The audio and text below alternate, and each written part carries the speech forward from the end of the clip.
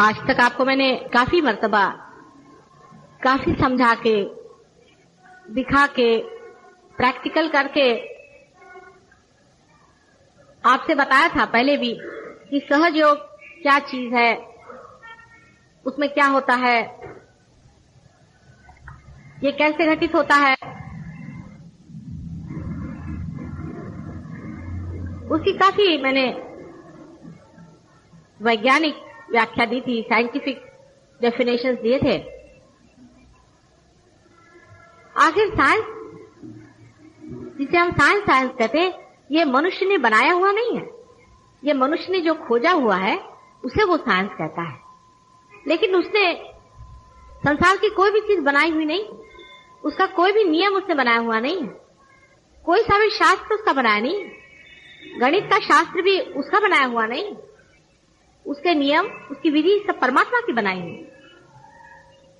जैसे कि आप देखिए कि एक सर्कल होता है और उसका जो व्यास होता है, उसके और उस व्यास के परिधि में जो एक रेशो होता है, प्रपोर्शन होता है, वो आपने बनाया हुआ नहीं। उसका नियम परमात्मा ने ही बनाया हुआ है कि वो इससे ज्यादा होगा या इससे कम होगा, ऐसा भी नहीं हो सकता। वो जितना है उतना ही रहेगा, वो रेशो बंधा हुआ। सब नियम जितने बंधाए गए हैं वो परमात्मा के बनाए हैं। आप लोग मुझसे, बहुत से लोगों ने मुझसे पूछा है कि माता जी आप 3.5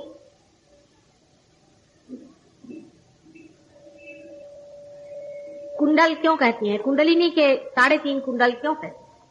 एकदम साइंटिफिक बात है, जो समझने वाला है वो समझता है। आपने कभी घड़ी को देखा है क्या? घड़ी में आप देखें तो सर्कल का जो व्यास होता है, जिसको कि आप डायामीटर कहते हैं, और जो सर्कमफरेंस होता है, तो अगर वो 7 हो तो ये 22 होना पड़ता है, उससे ज्यादा नहीं होगा, कम नहीं होगा। ये 7 होगा तो वो 22 हो। उसका रिलेशनशिप हमेशा 22 से 7 में होगा और उसका नाम एक कोएफिशिएंट बना के पाया बनाया। ये साइंस। न तो 7 से वो 8 होगा, अगर 8 होगा तो उसी प्रपोर्शन में होगा, हमेशा एक ही प्रपोर्शन रहेगा। अब 7 क्यों है डायमीटर? जब बिंदु में से, मध्य बिंदु में से जब डायमीटर गुजर जाता है तो उसे 7 होना पड़ता है। इसी प्रकार हमारे अंदर जो सुषुम्ना गुजर गई है उसको भी 7 होना पड़ता है, उसमें भी 7 चक्र बनाए।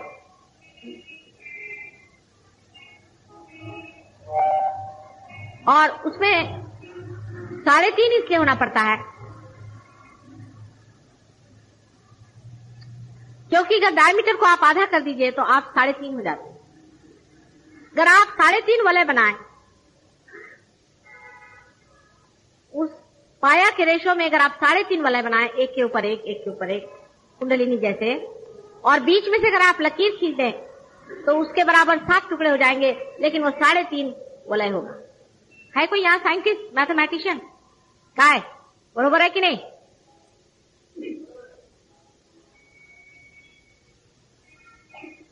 साढ़े 3 वलय जब आप इस तरह से बनाएंगे, एक के ऊपर एक, इस तरह से 3.5 वलय बनाएंगे, और बीच में से जब उसके बीच मध्य बिंदु से आप छेद के निकालेंगे तो उसके अंदर में 7 जगह वो कटेगा,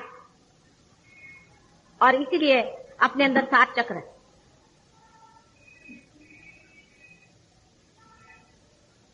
लेकिन सर्कमफरेंस का हिसाब किताब अलग रखता है कि 22 का आप 11 करिए तो 11 होता है।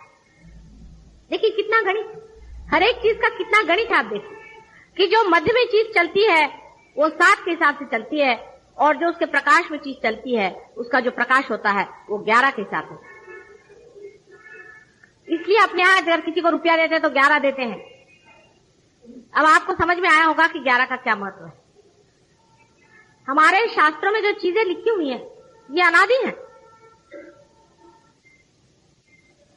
उसको बड़े बड़े गणितज्ञ भी नहीं समझ पाएंगे,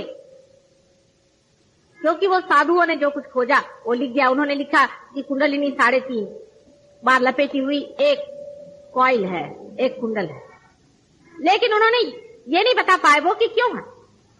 साइंटिस्ट बता पाएंगे कि अगर 3.5 इस तरह से आप लपेटिएगा तो पूरा सर्कमफरेंस उसका कवर हो सकता है, उसके बगैर हो ही नहीं सकता।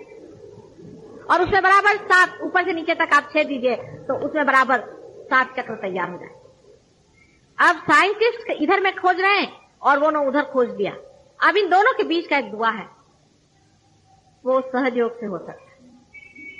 सहयोग, साइंस जहां रुक गया है, साइंस जहां झुक गया है और साइंस जहां हार गया है, वहां उसको आशा दे सकता है और उसे जता सकता है कि जो उन्होंने बताया है वही तुम्हारी किताबों में लिखा है, परिभाषाओं का फर्क है और उसका कारण क्या है। सहयोग उन साधुओं से भी परे आपको ले जाएगा, उन ऋषि मुनियों से भी परे आपको ले जाता है जिन्होंने ये खोज के निकाला है। आपको आश्चर्य होगा पर है बात में। हमने बहुत बड़े साधु योगीराज देखे हैं, वो ऐसे यहां पैसा ऐसा इकट्ठा करते नहीं फिरते हैं, वो बहुत बड़े जन हैं, अपने संसार से बाहर रह करके और संसार की वाइब्रेशन से सेवा कर रहे हैं। किंतु हमने अभी तक किसी ऐसे एक आदमी को नहीं देखा है कि जो आप लोगों जैसे कुंडलिनी को उठा सकता एक इशारे, सिवाय गणेश जी छोड़। गणेश जी के हाथ में जो एक छोटा सा सांप होता है वही आपकी कुंडलिनी का प्रतीक है। सिवाय गणेश जी छोड़ के और आप लोग जो कि मेरे बेटे हैं और मेरी लड़कियां हैं और जो मेरे सहस्त्रार से पैदा हुए हैं, मैंने किसी को नहीं देखा है कि जो कुंडलिनी को इशारे पे खड़ा करते। बात सही। इसमें बहुत से लोग ये कहेंगे कि साहब ये कैसे, इन लोगों ने इतनी मेहनत करी, इतना किया, ये कैसे। एक पते की बात आपको बता दें कि राजा का मंत्री होता है, वो सब कुछ जानता है कि राज्य को कैसे चलाना है और वो सारा राज्य का कारभार संभालता है, सब कुछ है। लेकिन जो घर की लक्ष्मी होती है, रानी होती है, वो अपनी चाबियां अपने बच्चों के हाथ में देती है, लेकिन मंत्री के हाथ में नहीं देती। होंगे पढ़े लिखे, बहुत विद्वान होंगे बहुत पहुंचे हुए पुरुष, लेकिन मेरे सहस्त्रार से पैदा जो नहीं हुए हैं, जब तक वो इस बात को मान नहीं लेते कि वो मेरे बेटे नहीं है, उनको अधिकार नहीं मिल सकता और मिला नहीं। इसके लिए बहुतों ने मुझसे सवाल जवाब किए हैं, अपने शिष्यों ने भी, कि माता जी हम उनके पास गए थे, उस गुरुजी के पास गए थे, वो इतने बड़े आदमी हैं, आप भी उनको मानती हैं, पर उनको तो ये काम नहीं आता जैसा हमें आता है। हमें सब मालूम है कि कौन सी चक्र कहाँ पकड़े होते हैं, कहाँ कैसे होते हैं, और हम लोग तो यूं करके ऐसा हाथ कर देते हैं तो चक्र दूसरे के छूट जाते हैं और हमारे इशारे पे हजारों की कुंडलिनियां उठती है और हम सबको पार करा देते हैं। तो ये कैसे? वजह यह है कि तुम सब मेरे सहस्त्रार से पैदा हो। एक और ऐसा इंसान है, ईसा मसीह, जो कि मां के हृदय से पैदा हुआ था, उसको भी अधिकार था, लेकिन वो समा भी ऐसा नहीं था जो ये काम कर सकता। और आज वो समा भी आ गया और तुम लोग तैयार भी आ गए हो। अब तुम हो सकता है कि तुमको, हम तो सामान्य लोग हैं, हम अत्यंत सामान्य हैं और हम कैसे ये काम कर सकते हैं पता नहीं, लेकिन करते तो हो ना। इसमें तो कोई शंका तो नहीं तुम लोगों को कि तुम अब सबकी कुंडलिनियां देख सकते हो, जांच सकते हो और समझ सकते हो कि किसका हृदय चक्र पकड़ा है, इसका क्या पकड़ा और कैसे उसे निकालना और कैसे ठीक करना। हजारों भूत बाधाएं और बीमारियां और दुनिया भर की चीज तुम लोग निकाल करके फेंक देते हो। और इन लोगों को देखिए, मैंने बड़े बड़े महंतों को देखा, कहते भाई वहां गए थे तो हमें भी लखवा मार गया, तो हमने किसी का लखवा ले लिया। तुम्हें न लखवा मारता है न कुछ नहीं मारता है। जब से तुम लोग पार हो गए तुम्हारी तंदुरुस्ती ठीक होती रहती, और अगर किसी की खराब हो भी जाए बराबर तो फिर वो यूं ठीक हो जाती। ठहरती नहीं। ये तुम लोगों के अनुभव हुए हैं। इस पर राहुरी में भी मुझसे प्रश्न हुआ था, वहां मैंने इतने ओपनली बात नहीं कही, लेकिन बात यह है कि तुम मेरे सहस्त्रार से पैदा हो, मेरे सर से मैंने तुमको पैदा किया हुआ, इसलिए तुम्हारे लिए विशेष अधिकार, तुम लोग विशेष अधिकारी हो। मानती हूँ कि बाकी जो लोग हैं वो भी सहयोग से पार हुए हैं, बड़े बड़े साधु संत भी सहयोग से पार हुए हैं, अवघड़ क्रियाएं करके हजारों वर्ष तपस्या करके किए, लेकिन उनके अंदर अभी तक एक्सेप्टेंस नहीं है मेरा। आज आपसे मैं खोल कर कह रही हूँ कि जब तक आप मुझे एक्सेप्ट नहीं करिएगा तब तक ये काम नहीं है।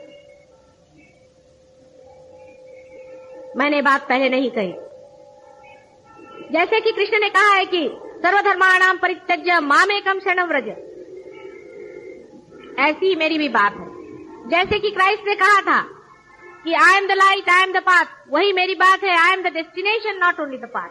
लेकिन मैंने आज तक ये बात आप लोगों से कही नहीं थी, इसलिए क्योंकि पिछले अनुभव इतने खराब रहे, इसी वजह से मैंने बात नहीं की। आप लोगों को मेरी शरणागत लेनी पड़ेगी, मुझे मां मान्य करना पड़ेगा और मुझे बेटा बन करके जीना, उसके बगैर आपका कार्य नहीं होता। इसी एक छोटी सी वजह के कारण आप लोग इस दशा में पहुंच गए कि बड़े बड़े संत महात्मा लोग हार गए, लेकिन वो नहीं पा सके। एक तो मेरा साक्षात उनसे नहीं हुआ, और दूसरी चीज कि अभी उनमें वो अहंकार बना है, ये स्वीकार्य ही नहीं, क्योंकि वो अनजान में पार हो गए, उनको पता ही नहीं हुआ कि उनकी मां कौन। लेकिन तुमने मुझे जाना है और तब तुम लोग पार हुए हैं। ये समझ के रखो कि जरा सा भी तुमने इधर उधर कदम डगमगाया, वाइब्रेशन तुम्हारे छूट जाते। तब तुम कहते माता जी अगर ये ऑल परवेडिंग है तो वाइब्रेशन कैसे छूट जाते? ऑल परवेडिंग में भी कहां से वाइब्रेशन जाते हैं, सोचना पड़ेगा। आप लोग कहीं भी रहे, किसी जगह भी रहे, जिस वक्त आप सहयोग के विरोध में एक अक्षर भी बात करेंगे, आपके वाइब्रेशन हाथ से छूट जाएंगे, और उसके बाद आप जो भी कार्य करेंगे, जिस भी कार्य में आप रहेंगे, उसमें भूत आपका साथ देंगे, मां नहीं देने वाले। मैंने ऐसे भी लोग दिए हैं, देखे हैं, जो मेरे यहाँ आते हैं, उसके बाद वो थोड़े दिन वाइब्रेशन लेते हैं, और उनके ऊपर जब कुछ भूत बाधाएं चल जाती हैं, तो वो भूत बाधा का काम करेगा। उनका ढंग और हो जाता है, उनका तरीका और हो जाता है, उनका बताना और होता है। फिर वो कुंडलिनी नहीं देखते हैं, वो ये बताते हैं कि घोड़े का नंबर कौन सा है, तेरे बाप को क्या हो गया, तेरी माँ को क्या होगा, असलियत पे नहीं आते। ऐसे अनेक लोग हमारे इस सहयोग में आए और बिछड़ गए। थोड़े दिन रहे, बिछुड़ गए, फिर उन्होंने थोड़े दिन काम वाम किया इस तरह का, बड़े अपने को साधु गुरु महात्मा समझ करके काम किया, और उसके बाद देखा ये गया कि उनके ऊपर बाधाएं जम गई, और वो बहुत ही नुकसान और तकलीफ में फंस। इसलिए एक बात आप जान लीजिए कि सहयोग के विरोध में बात करने से मैं चाहे आपको माफ कर दूं, लेकिन परम पिता परमात्मा आपको कभी नहीं माफ। हमारे घर में मेरी अपनी लड़की का मैं आपको बताती हूँ कि एक दिन जरा सी गुस्सा हो गई मेरे ऊपर में, फौरन उसके कान में से गरम गरम हवा निकलने लगे। उसे मैंने कहा तुम कान अपने रगड़ लो और कहो कि माफ कर दो, मुझसे ऐसी बात कहना गलत है। सहयोग के विरोध में तुमने अगर एक अक्षर कहा, हालांकि तुम मेरी अपनी लड़की हो, तो भी तुम्हें अधिकार है। ये सबसे बड़ी अनधिकार चीज है।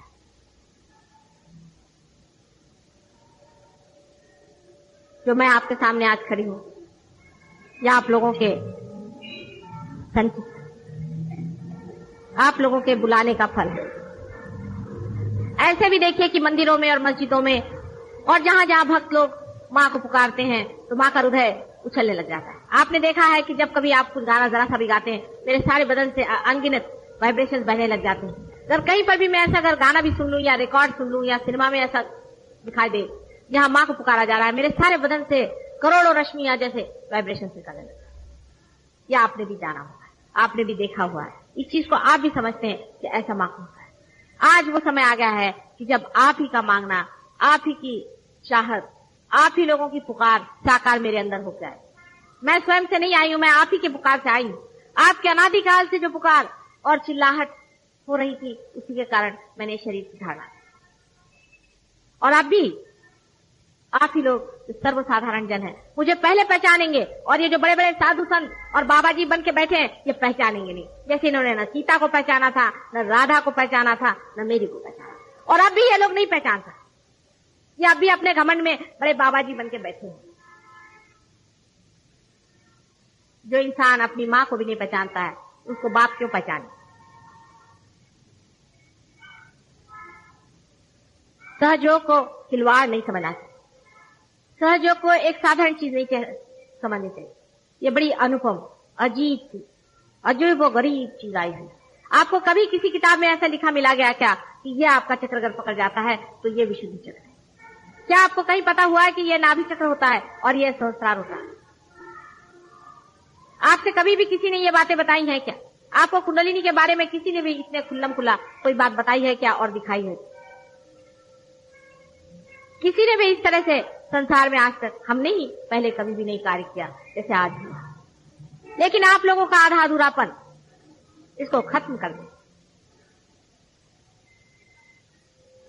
आप जो लेने आए हैं वो बहुत बड़ी चीज है, बहुत ही बड़ी चीज है। उसका अंदाज ही आज आपको नहीं है कि एक दिन आएगा, चाहे मेरे ही आंख के सामने आ जाए, चाहे बाद में आ जाए, जब संसार में ये पता हो जाएगा कि हम लोग अब एक नए आयाम में, डायमेंशन में उतर गए। लेकिन आप लोगों का आधा अधूरापन हो सकता है कि संहार की गति शीघ्र कर। धर्म का चक्र उल्टा घूम रहा है, ये आप जानते हैं और वो दिखाई देती है। उसको सीधा घुमाने का कार्य सिर्फ सहयोग से हो सकता है, लेकिन जो लोग सहयोग में आ रहे हैं उनको अत्यंत धार्मिक, अत्यंत सच्ची और अत्यंत उदार चित्त होना पड़ेगा। धर्म की पूर्ण व्याख्याएं उनको सीखनी। सिर्फ वाइब्रेशन से नहीं होता है। बहुत से लोग मेरे सामने आते हैं तो बड़े जोर जोर से वाइब्रेशन उनके अंदर पहुंचते हैं, और जब बाहर चले जाते हैं तो इतने नहीं होते। ऐसे तो हर जगह आना चाहिए आपको। ऐसी कौन सी जगह है जहां हम नहीं? हर जगह ये वाइब्रेशन आपके आने चाहिए, और इतने बलवत्तर होने चाहिए कि किसी भी प्रकार के काले वाइब्रेशन इसके ऊपर नहीं चलते, क्योंकि आप जीवंत हैं। अभी हम रांजनगांव के गणपति के पास गए थे, वहां हमने देखा रांजनगांव के गणपति को। उस गणपति में से बहुत थोड़ी थोड़ी वाइब्रेशन आ रहे थे, और जो लोग हमारे साथ थे वो इतने आश्चर्य में हो गए कि जागरूक स्थान कर रहे तो इसमें वाइब्रेशन पे इतने कम आ रहे हैं। मैंने कहा पहले तो ये बात सोचो तुम कि इसको पहचाना किसने कि जागरूक स्थान। ये मनुष्य की किमिया है कि उसने पहचाना कि जागरूक स्थान है। वो कोई न कोई बड़ा भारी साधु संत रहा होगा जिसने वहां वाइब्रेशन देखे होंगे और कहा होगा कि जागरूक स्थान। फिर जब वो जागरूक पत्थर लाया गया, हो सकता है किसी ने उसमें शेप देने के लिए थोड़ा बहुत हाथ खुराया हो सकता है, नहीं भी हो सकता है, क्योंकि मनुष्य की अकल ऐसी अपनी जैसे दौड़ती है ना, उसको छूने की कोई जरूरत नहीं थी। उसके बाद में उसके अंदर जो पुजारी हमने देखे उनके सबके चक्र पकड़े हुए, वो जितने भी पुजारी हैं उनके चक्र पकड़े हुए हैं, और उसपे जो सिंदूर चढ़ाया था और उसपे जो गेरू चढ़ाया था वो सब पकड़ा। मनुष्य को इतनी अकल जरूर है कि ये जागरूक स्थान है, लेकिन इसकी अकल नहीं है कि अब भी इसमें से वाइब्रेशन पूरे आ रहे हैं कि आधे आ रहे हैं कि कौन से वाइब्रेशन आ रहे हैं। 3 चक्र उस मूर्ति के भी पकड़े हुए थे। और मेरे समझ में नहीं आया, जब मैं जाकर अंदर में बैठी मंदिर में, तो पंडित जी कहने लगे कि आप अंदर नहीं बैठ सकते, आप बाहर बैठिए, और उसको हाथ नहीं लगा सकते। तो मैंने सोचा अगर इसको हम हाथ भी नहीं लगा सकते तो इसको हम क्या कर सकेंगे, तो मूर्ति ऐसी रह जाए। तो पीछे से गए, पीछे से जा करके उस मूर्ति की ओर हमने देखा, और जा करके उसमें अपना सर सहस्त्रारी जा करके लगा दिया, तो उससे से अंदर से इतनी जोर से वाइब्रेशन निकल रहा है।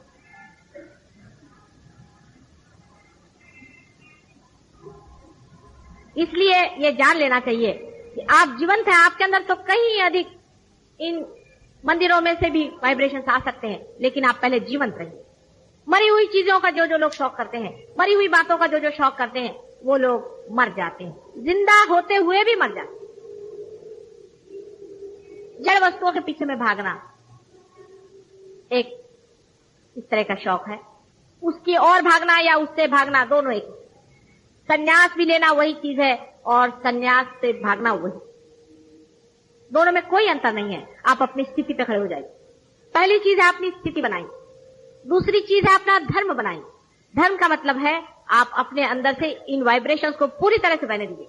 आपका मन होता है, आप कहीं गए, आपने देखा ये आदमी गिर गया, दौड़िए, उसको फौरन पकड़िए, उसको वाइब्रेशन दीजिए, बचाइए। दुनिया कहेगी कहने, आपके अंदर से वाइब्रेशन बह रहे हैं, यही आपका धर्म है। मैंने आपसे बताया था सोने का धर्म ये नहीं कि वो पीला है, उसका धर्म वो भी नहीं कि उससे कुछ जेवर बन जाता है। उसका धर्म एक ही है कि वो किसी चीज से खराब नहीं होता। इसी तरह से हीरे का एक धर्म है कि वो हर चीज को काट सकता है, वो हार्डेस्ट चीज है। इसी प्रकार मनुष्य का एक धर्म होता है कि उस परमात्मा को पा लेना और जान लेना, और जो मनुष्य से पा लिया है उसका ये ही धर्म होता है कि इस पाई हुई चीज को पूरी तरह से आत्मसात करके संसार में उसको प्रसारण करें। लेकिन इधर उधर की बातें और वही जड़ता के तरीके, उससे आप बिल्कुल भी ना तो इधर के रहेंगे ना उधर के रहेंगे, आपके वाइब्रेशंस खो जाएंगे, और मेरी जितनी भी मेहनत है सब बेकार।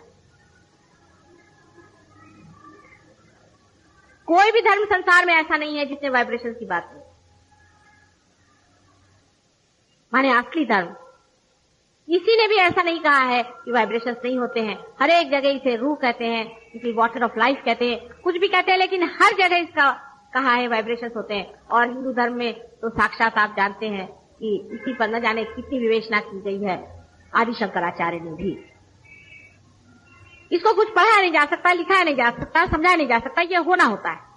बहुत से लोगों को होता नहीं, जो बहुत पढ़े लिखे अपने को विद्वान समझते हैं, ऐसे महामूर्खों को कुछ नहीं होता। मैं क्या करूं? ये तो अपने आप से अकस्मात आपकी इनोसेंस में ही होता है। बहुतों को हो जाता है, हजारों को होता है, और आपको भी होना चाहिए। लेकिन बेकार की झूठी बातों को अगर आप पकड़ के रहिएगा, और अगर आप झूठी बातें करिएगा और झूठी बातों पे ही आप पूरी तरह से जमे रहिएगा, तो आपको जड़ बना रही है। तो इस जड़ता से आप भी तो जड़ ही हो जाएंगे। जो चैतन्य आपके अंदर से बह रहा है, उसको आप कैसे, किस प्रकार प्रसारित कर पाए? थोड़ा बहुत समय इसके लिए देना पड़ेगा, ऐसा मैं पहले कहती थी, ये बात सही है। लेकिन ये प्रायोरिटी की चीज है, आपकी प्रायोरिटीज बदलनी पड़ेगी। थोड़े दिन में आप इस प्रायोरिटी में जब आ जाएंगे तो इसका मजा आपको आएगा। सारे संसार के जितना सुख और मजा है, सारे संसार का जितना आकर्षण और सौंदर्य है, सारे संसार का जितना भी धन दौलत लक्ष्मी सब कुछ जो भी है, जो कुछ भी जिसे आप नॉलेज कहते हैं, जिसे आप ज्ञान करके समझते हैं, वो सबका स्रोत यही है। ये जानता भी है, प्यार भी करता है और सौंदर्य है। यही वो शक्ति है जिसके बारे में हमने हजारों बार पढ़ा है और हजारों बार इसके बारे में हमने जाना है। इसी शक्ति के सहारे सारी सृष्टि की रचना हुई है, आपकी रचना हुई है, और इसी के द्वारे आप भी उसको जानेंगे जो ये शक्ति। एक बहुत बड़ी बात है, वो धीरे धीरे फैलना चाहिए। इतनी बड़ी बात जल्दी नहीं फैल सकती। कोई सी भी जीवंत चीज है, धीरे धीरे पनपती। लेकिन मैं देखती हूं जड़ जम गई है, इसकी जड़ बहुत गहरी जम गई। अभी मैं राहुरी से होके आई हूं, मुझे बड़ी खुशी हुई कि वहां के साइंटिस्ट लोगों ने इसे बिल्कुल साइंटिफिकली प्रूव कर दिया। अपने पौधों पर, इस पर, उस पर एक्सपेरिमेंट करके एकदम साइंटिफिक चीज बना ली है। और वो कह रहे थे कि हम गवर्नमेंट से भी इसके लिए लड़ेंगे कि यही चीज सत्य है, और बाकी सारे जितने भी असत्य हैं उसका नाम सत्य देने से वो सत्य नहीं है। आपकी अपनी शक्ति, आपकी अपनी शक्ति उस शक्ति से एकाकार हो जा रही है जो आपके अंदर बसी है। जैसे कि यमुना में बहुत से मटके रहते थे और उन मटकों में पानी रहता था। जब उन मटकों में छेद हो जाता था तभी वो पानी और उन मटकों का पानी एकाकार हो जाता था। उसी तरह से आपका भी हाल होना चाहिए। आप भी उसको उसी तरह से जाने और पाएं, जैसे गोपी और गोप कृष्ण के जमाने में खोज रहे थे और जानने के प्रयत्न में थे। आज आपको वो चीज पूरी तरह से मिल रही। मैंने आपसे अनेक बार बताया है कि मैं गोप्य से गोपनीय, इसकी जितनी भी गहराई की बातें हैं सब आपको बताने ही के लिए आई हूं, लेकिन उसके अधिकारी हो जाए। जिनका अधिकार नहीं है उनको ये बात नहीं बता सकती थी। इसीलिए जो बात आज मैंने सर्वप्रथम कही है, इससे पहले कभी भी इसे खोलकर कही।